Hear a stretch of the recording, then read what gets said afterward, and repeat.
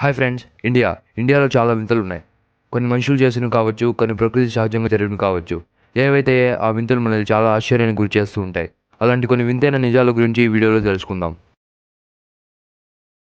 ఎక్కువ పోస్ట్ ఆఫీసులు ఉన్న దేశం ఇండియా అని అందరికీ తెలిసిందే. కానీ మీకు తెలుసా, ఇండియాలో ఇంకో పోస్ట్ ఆఫీస్ ఉంది. అది నేల మీద కాదు, నీటిపై తేలుతూ ఉంటుంది. మీరు విన్నది నిజమే, నీటిపై తేలాడే పోస్ట్ ఆఫీస్. ఈ పోస్ట్ ఆఫీస్ జమ్మూ అండ్ కాశ్మీర్లో ఉన్న శ్రీనగర్లో డాల్ లేక్ అనే సరస్సుపై తేలుతూ ఉంటుంది.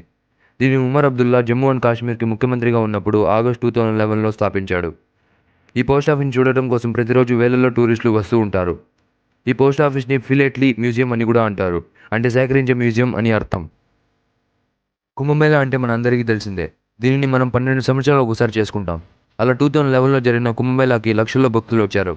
అలా అంతమంది ఒకే చోట చేరటం వల్ల ఆ దృశ్యం అంతరిక్షం నుంచి కూడా కనబడింది. ప్రపంచంలోనే అతిపెద్ద క్రికెట్ గ్రౌండ్ హిమాచల్ ప్రదేశ్లో ఉన్న చేల్ క్రికెట్ గ్రౌండ్. దీని విస్తీర్ణం 2444 మీటర్స్. దీనిని 1893లో నిర్మించారు. షాంపూ. ఈ పేరు అందరికీ తెలిసిందే. అలాంటి ఈ షాంపూని కనిపెట్టింది ఇండియాలోనే.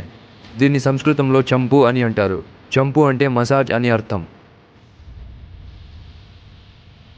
చంద్రుడిపై మొట్టమొదట అడుగుపెట్టిన మానవుడు నీల్ ఆర్మ్స్ట్రాంగ్. అలానే చంద్రుడిపై నీళ్లు ఉన్నాయి అని మొట్టమొదట సెప్టెంబర్ 2009న కనిపెట్టిన దేశం ఇండియా.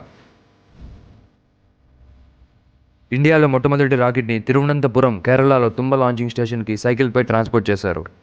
ఇండియా ప్రపంచంలోనే ఇంగ్లీష్ ఎక్కువ మాట్లాడే రెండవ దేశం. మొదటిది యుఎస్ఏ.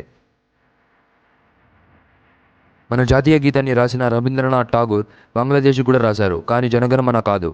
అమర్ సోనార్ బంగ్లా. ఆ జాతీయ గీతాన్ని వినాలి అనుకుంటే కింద డిస్క్రిప్షన్లో లింక్ని క్లిక్ చేయండి.